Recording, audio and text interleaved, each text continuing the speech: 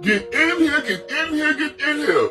Today is about to be something special because I'm about to give you exclusive content that I never give exclusive content on TikTok. I always give you some receipts, but today I'm gonna give you some exclusive content, and this for people who be paying. You feel what I'm saying?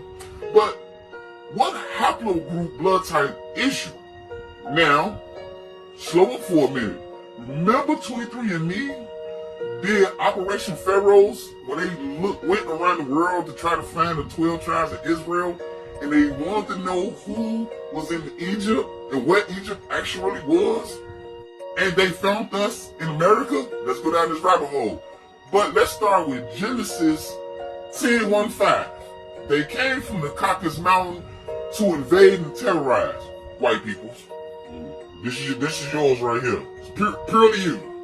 Now, I don't know how to pronounce this word, epigraph, whatever society, they wrote a paper about the Egyptians who first settled the Americas. And as you can see, in Egypt, and the genetic marker is X. So now, you know that the Egypt 1,000 years and the descendants are X, which is our chromosome, okay? X, this is us, okay? I'm gonna move out the way so you can take a screenshot. And this is for the people who ride the short school bus. Come a little closer, so-called Africans. Come a little closer. Yep, come a little closer. Now, as you can see, the haplogroup X is only found in North America. And it's found in Egypt because they took some of our peoples from here and took them over there to Egypt when they created Egypt, so they needed that blood, okay? But as you can see though, it's not over there in Africa, right? It's not over here in this part of America. It's only in North America with the so-called African Americans. Now you see why they keep changing your name? Now you know your haplogroup, okay? Now you know why they take your blood. Now you know why you invented everything, because you are the lost tribes of Israel. Okay? See? When you talk about them Africans, no, them Africans, look, it's nowhere over there in Africa. Okay? It's only in North America and Egypt, that small little, come on now. And them Africans talking about some, we diaspora. Alright, yeah, keep listening to them. And this is why God says do not mix races, because that's how the Native Americans became Indians, right? Right? So now them Africans trying to do the same thing, take over your bloodline, and you don't even realize what they doing, talking about some brother. The video was released in 2003. Listen closely. The plan is to create an apocalypse that will exhaust and depopulate the masses through deadly designer viruses, global terror, economic disasters, and nuclear war, when the remaining survivors will gladly embrace the promises of a handsome, charismatic new leader who will unveil his plan of hope for eternal world peace. He will sell his peace plan by telling the world that border wars will only end by creating a world without borders. Religious wars will only end by creating one world religion of interfaiths. Economic wars will only end by creating a cashless, debt-free society. Rivalry wars between rulers will only end by creating one world ruler. The tools used for war, from handguns to nuclear bombs, will be eliminated, and one world army will be created, which will guarantee world peace. How will this eternal peace plan be accomplished? Through the United Nations, which is the brainchild of the Committee of 300 ruling families. The UN is their vehicle for world government and is located on 18 acres of prime Manhattan land donated by the most visible of the ruling families, the Rockefellers. The UN is a closed organization with no public records or open meetings. U.S. taxpayers have already invested $2 trillion in this world authority. Although most of the people working for the UN are genuinely working for peace, the UN is a godless organization controlled by the Committee of 300. These inbred ruling families pretend to have royal blue blood, but their blood is no more blue or royal than Hannibal Lecter's blood. Some speculate that these families of evildoers are demons or aliens or evil shape-shifting reptilians, but there is a more scientific explanation for their madness. For thousands of years, these families have practiced inbreeding between sisters and brothers, uncles and nieces, mothers and sons, to keep the power and wealth all in the family. This practice of inbreeding over thousands of years has produced a clever but pathological breed of conscienceless, sociopathic families who will stop at nothing to own every ounce of gold, every drop of water, and every blade of grass on planet Earth. The United Nations, which they founded and control, has clearly stated its goals of establishing a new world order, a UN standing army, and a global taxation system. The Queen's husband, Prince Philip, and Evelyn Rothschild have already established an interfaith declaration for the creation of one world religion. What would life be like in this world empire with one world religion, one world army, one world economy, one world court, one world media, one world government, and one world dictator? What the public doesn't know, peace on earth will be a forced peace in which citizens will have no rights.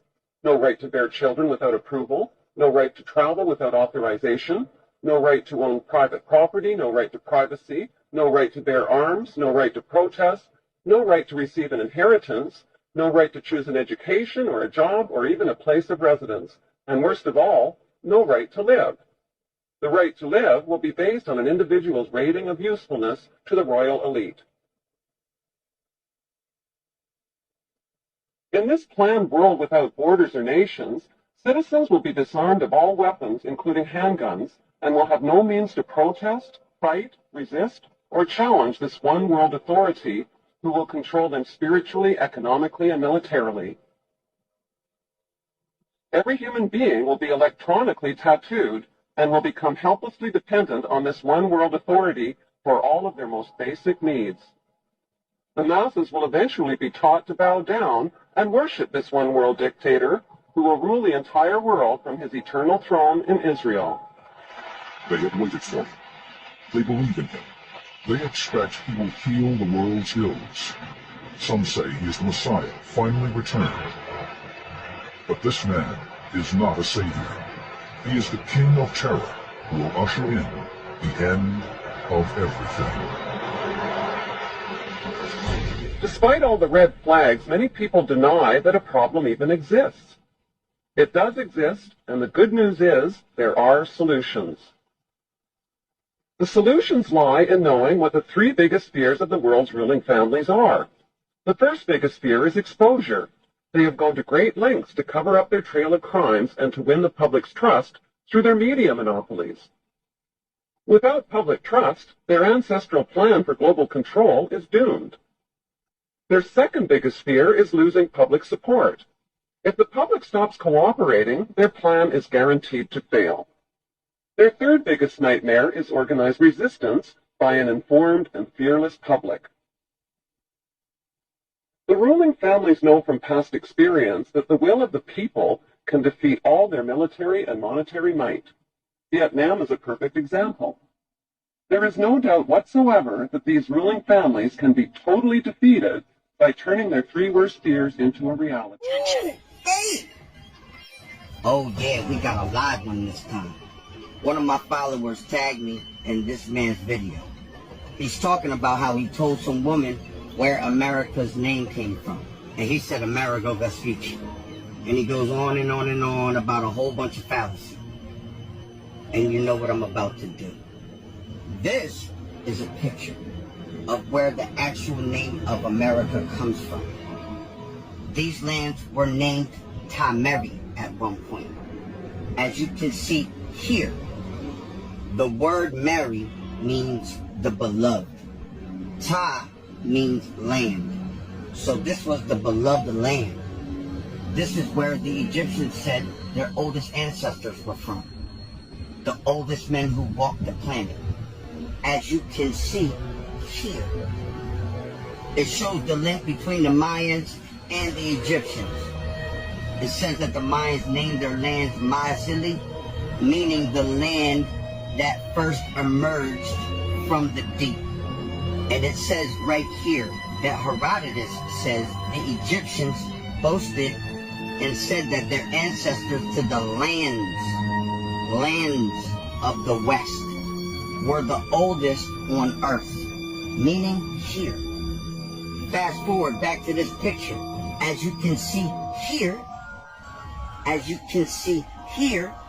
when those Italian and Spanish people got here, they met people called the Tamericans.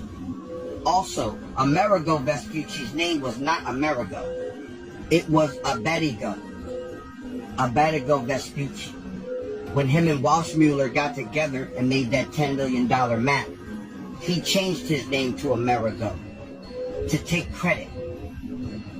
As you can see here, these lands already had that name. Y'all called this land the land of milk and honey because all the fruits and vegetables come from here, North and South America. The information you gave that woman was incorrect. Actually, you couldn't have been further from the truth. And this is the problem when you're dealing with history. It's his story. And that's all it is a story. These are the real facts. Start appreciating Tamari again. If you want more clarification about more of these things, go to my channel. Stop teaching the lies, my man. Peace to the... This country is doomed.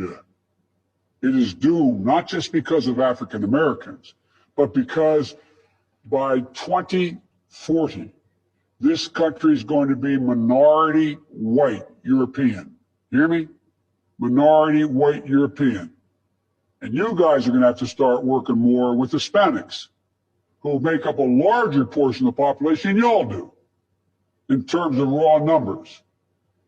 We're going to have to be working with a whole group of people that, in fact, are the single most diverse democracy in American history and anywhere in the world.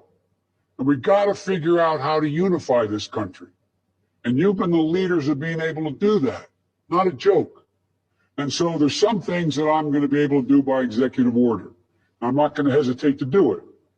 But what I'm not going to do is I'm not going to do what used to...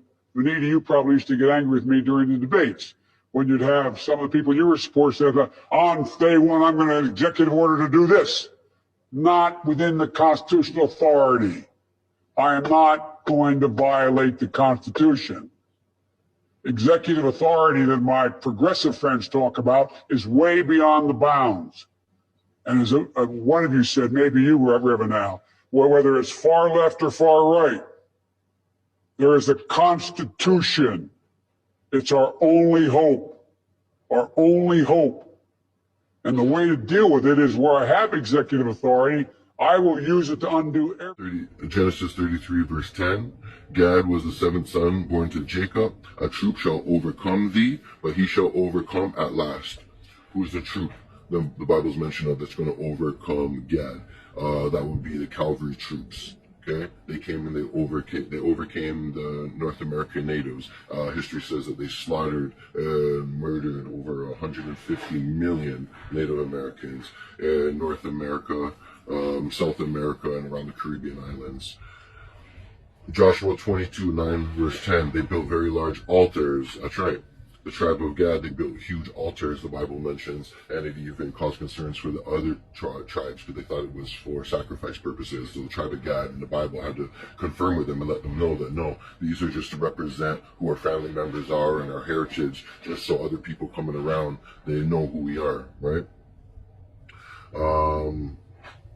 Deuteronomy 22:12, you shall make fringes upon the quarters of your vest and wherever you should cover yourself. Right? So this is one of the practices that North American natives still have to this day. They got fringes. They put the fringes like this on all the bottom of their garments, their clothes. It's a custom for almost 2,500 years ago that they still keep. They don't know why. What's in the Bible is mentioned because they are the tribe of Gad. Deuteronomy 33 verse 20.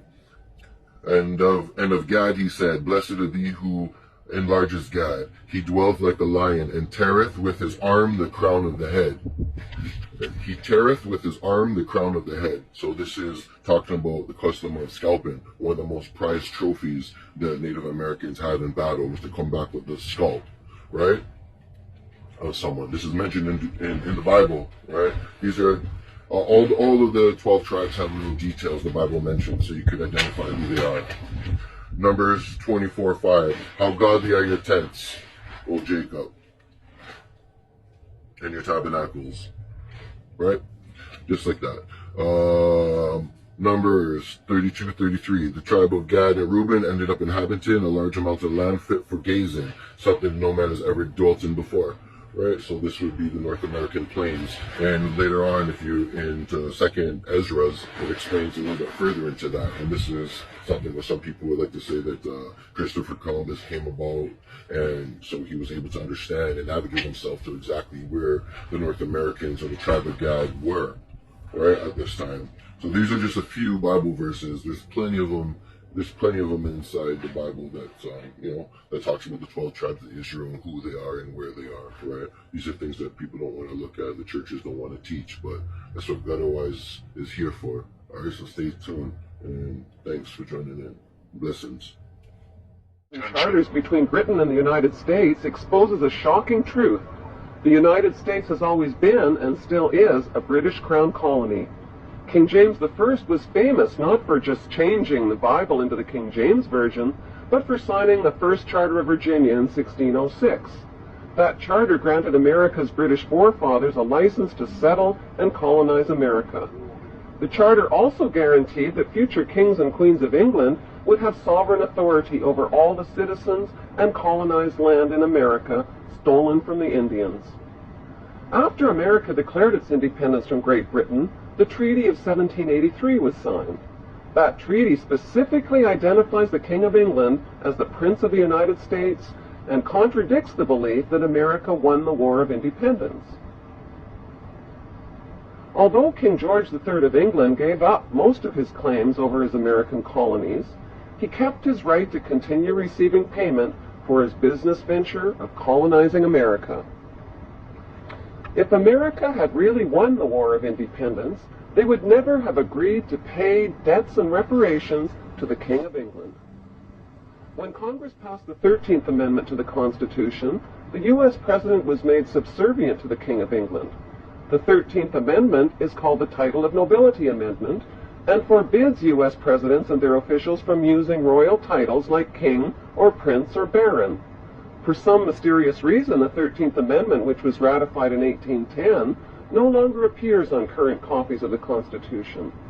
America's blood-soaked War of Independence against the British bankrupted America and turned its citizens into permanent debt slaves of the King. In the War of 1812, the British torched and burned to the ground the White House and all U.S. government buildings and destroyed ratification records of the U.S. Constitution. 1 century later, a corrupt U.S. Congress committed the biggest theft in world history. They passed Paul Warburg's Federal Reserve Act in 1913, handing over America's gold and silver reserves and total control of America's economy to the Rothschild banksters. Most Americans still believe that the Fed or Federal Reserve is the government. It is not. The Fed is a privately owned banking system whose majority Class A shareholders are the Rothschilds, Warburgs, Kuhn and Loeb, J.P. Morgan, Rockefeller, Israel Seif, and the Lehman Brothers. This private banking cartel is the Fed and is never audited and never pays taxes. They print and design America's money, which displays their symbols of an Egyptian pyramid, a Masonic all-seeing eye, and the words "In God We Trust."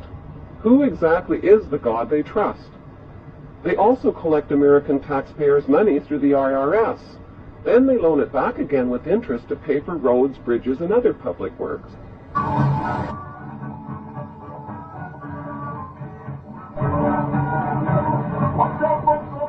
American presidents are handpicked and financed by these special interest power groups.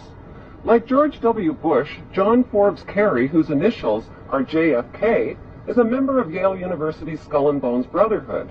The Forbes part of John Kerry's name identifies his descendancy from Captain Robert Bennett Forbes, who was a drug runner for the Rothschilds' opium drug trade with China in the 1800s. Most U.S. citizens believe that the United States is a country and that the President is the most powerful man on earth. The United States is not a country. It is a corporation, and the President is President of the Corporation of the United States. He and his elected officials work for the corporation, not for the American people. Since the United States is a corporation, who owns the corporation of the United States? Like Canada and Australia, whose leaders are prime ministers of the Queen, and whose land is called Crown Land, the United States is just another crown colony.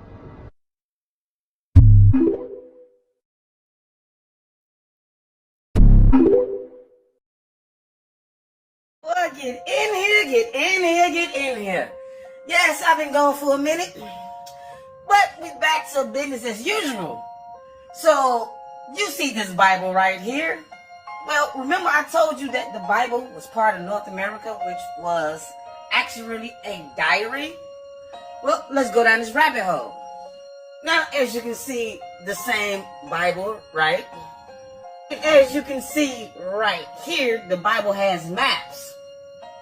Now, what does this Bible have something to do with Ron DeSantis?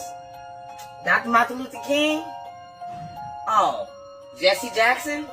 You're about to find out. To get a better idea of what I'm saying, the descendants of Adam found in South Carolina could rewrite history with Y chromosome 338,000 years old. Now, remember when I told you that the Bible is a diary of North America? Well, this is for people who like reading books.